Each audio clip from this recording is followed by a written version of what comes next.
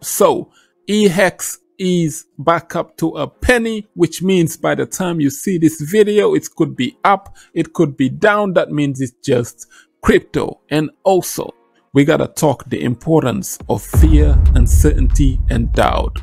Why F.U.D? That would tie us to Hex, Pulschain, pulsex, Zen, and DeFi in general. So stick around, stay tuned, like and subscribe. You're gonna enjoy this one. Now, Ethereum Hex, like I said, dollar cost averaging still to this day with it. And look at this. For the last few weeks, you was blessed. And I made a video, and in that video, I said, yo, this could be an opportunity, a great entry point. And yes, we did. When Hex dipped under a penny, it dropped as low as 0.006. Almost touched 0.005, which is dope. But look at this, bam, the wick came right back up. It seems like we found a flaw and then boom, it went back up, which is dope. You know, it just goes back to what I was saying, you know, what I always preach to people here.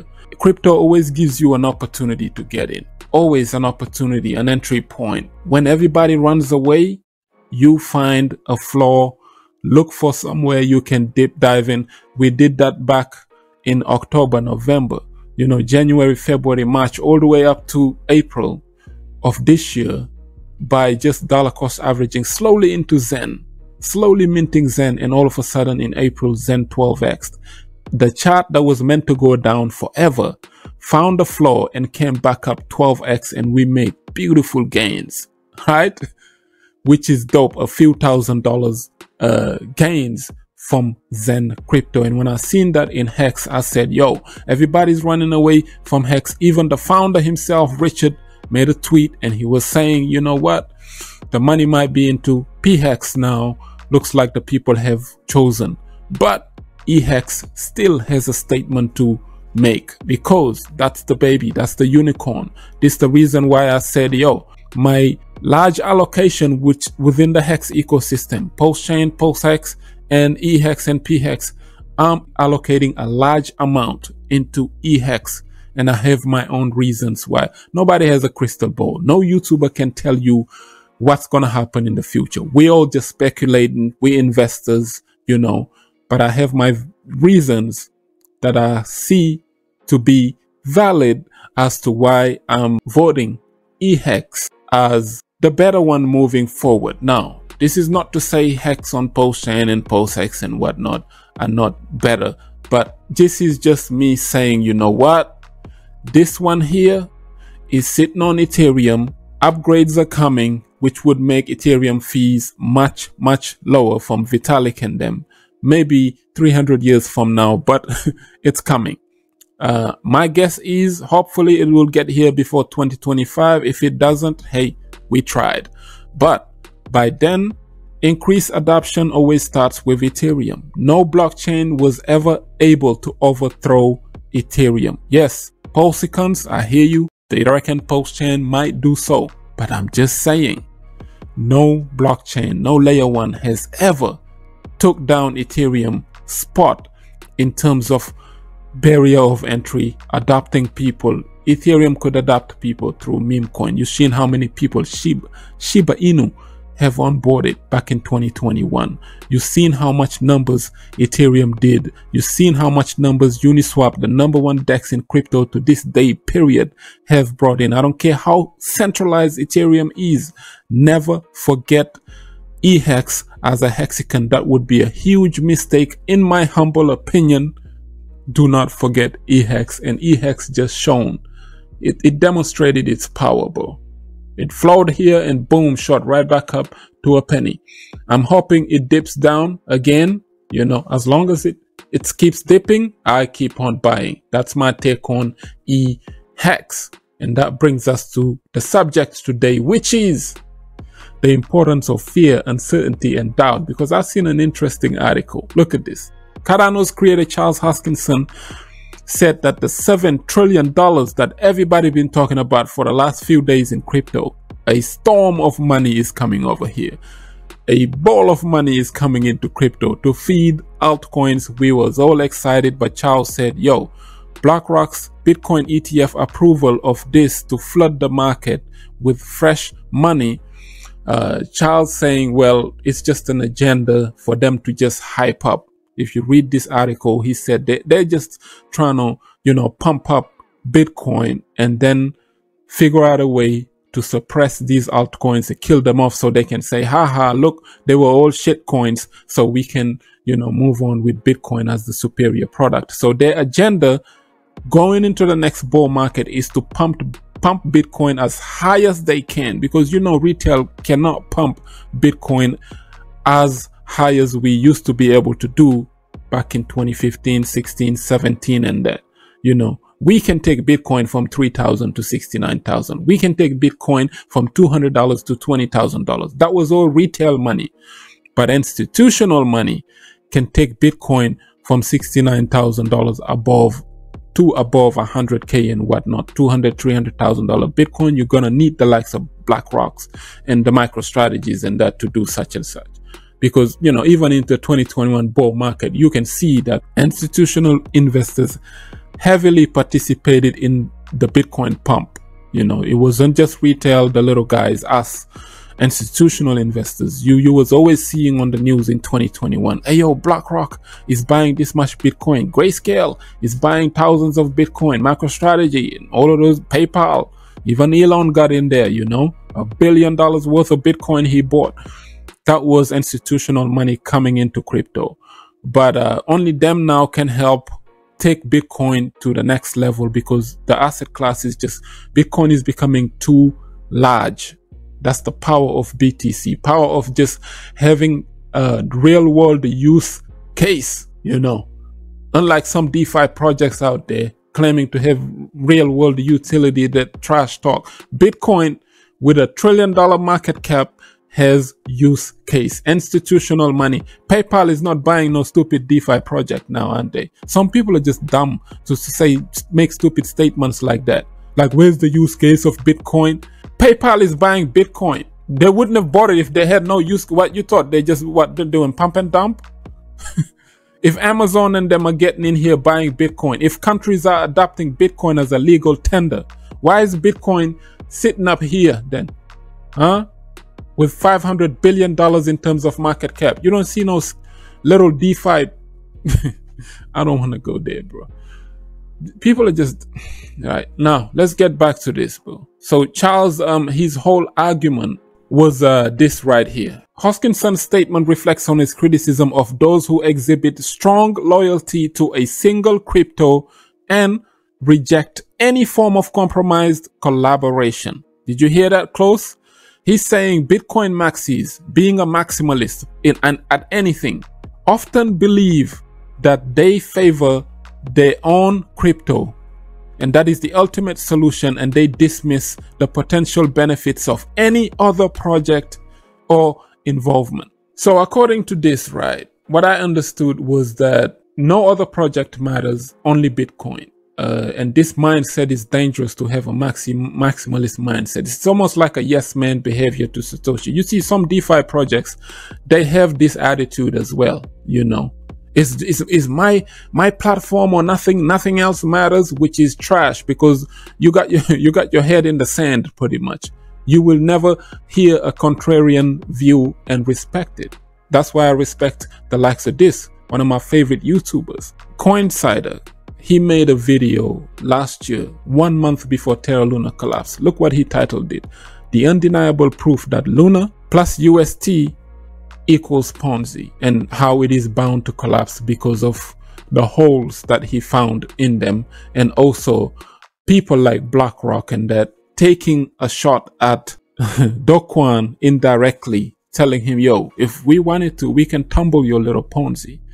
We just need $1 billion. And he didn't believe it. He said, I dare you to challenge me. Luna, the Luna guy, Do Kwon, he said, I dare you to try and depeg my stable coin and collapse Luna. Within 1 month, he was down in the gutter, dead.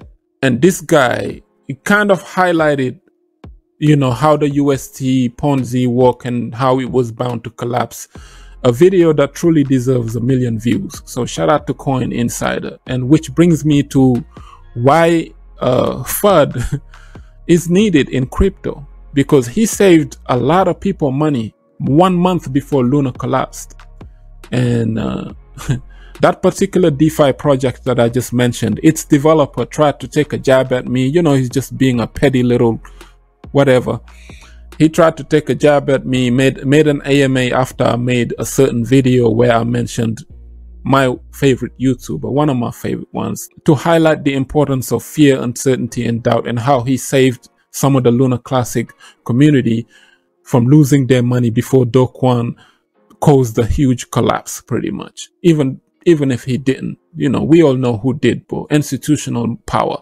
This particular developer goes and makes an AMA right after me in my video to poke, because he was launching a farm. He was relaunching a farm that was exploited, and he was saying, oh yeah, by the way, we've got Lock Davis and the Coin Insider to cover our farm, just being petty, trying to jab at me to say, yeah, you see, your favorite boys are coming over here too, doing our thing.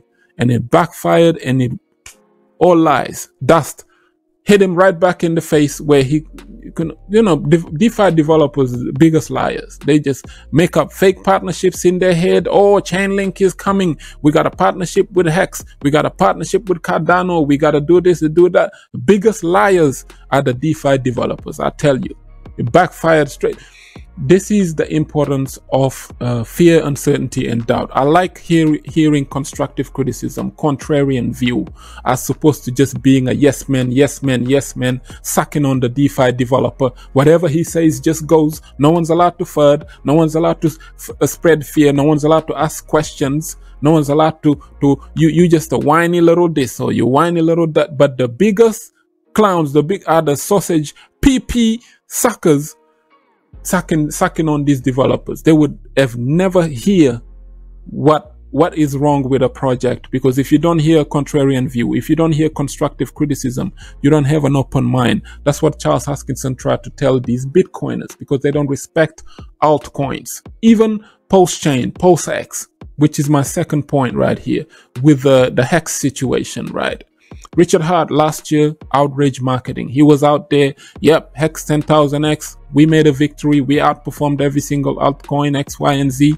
Now, he's out there now, you know, going out shows, showing off the money he made and all this other stuff. People sacrificed, they gave him $1.7 billion, making a whole bunch of noise. Now, some Hexicans were disgruntled because they gave him some of their gains in 2021 when Hex pumped to sacrifice it to Pulschain and pulsex. They were disgruntled. They said, yo, this is taking longer than usual. When mainnet, when Pulschain, when is this chain coming? And he just kept on egging it and just outrage marketing, outrage. Now out comes a vampire by the name of Jacula. Jacula came and just suck up the whole thing and caused fear, uncertainty, and doubt and all this other stuff in the Hex community. And even some of the disgruntled Hex Pulschain investors actually went to invest into Jack's project, which is called Zen. Now, what Zen did, which turned out to be a positive thing, was immediately after Zen launch, you seen Richard Hart change his tweet to I'm Mr. Humble now, no more outrage marketing. Suddenly, he's very focused on launching Pulschain because of fear, uncertainty, and doubt that there's a guy coming over here like a vampire, and if I'm not too careful, he's gonna steal all of my community. That is the reason why things like this are pretty much important, and it turned out to be a positive thing anyway, because Zenians were the first community to go over to Pulschain, which technically were just Hexicans.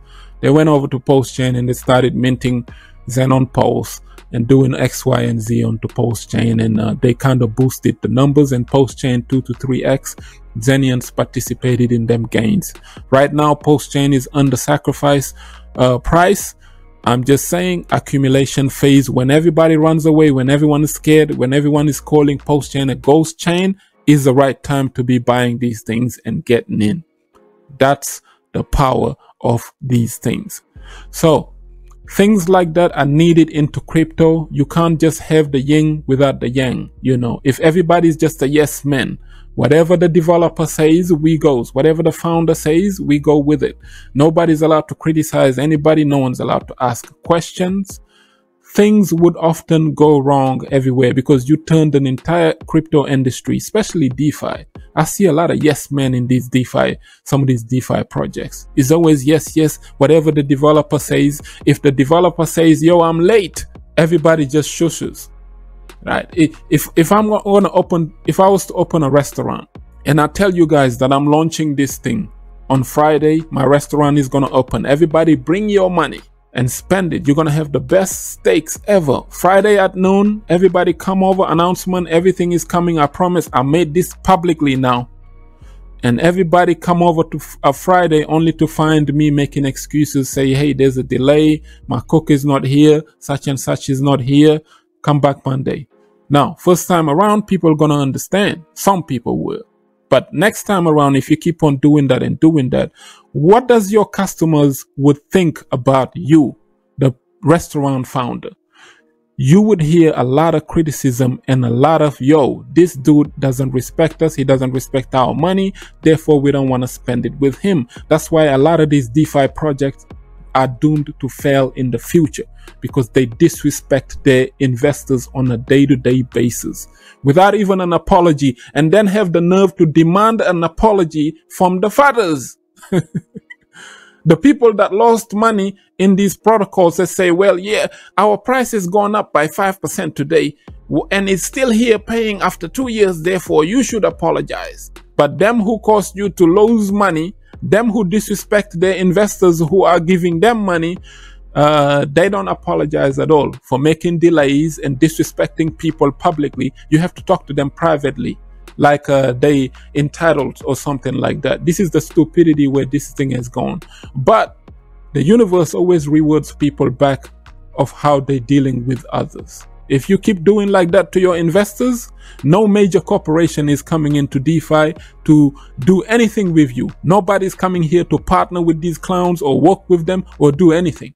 You can bet your bottom dollar on that. It's not happening because they already damaged their reputation. The damage is done. With that being said, this was just a short one about the importance of fear, uncertainty, and doubt. Have a contrarian view. Have a mind to use critical thinking.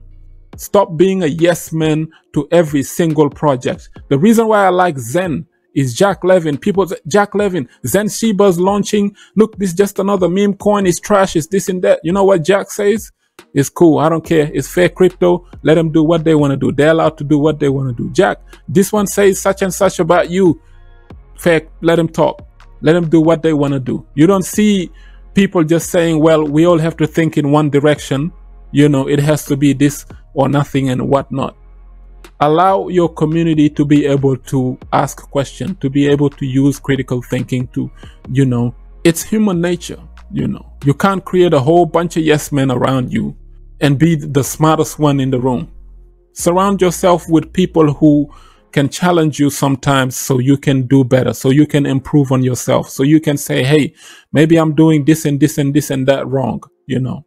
Always be open to criticism. That's how things go. So with that being said, check out Coin Insider, the man who called out the collapse of Terra Luna Classic 1 month before it died last year. And that would lead you to understand the power of fear, uncertainty, and doubt. Like up the video, share it, subscribe for some crypto content. I have been Mr. Nakamoto Crypto, and I'm out.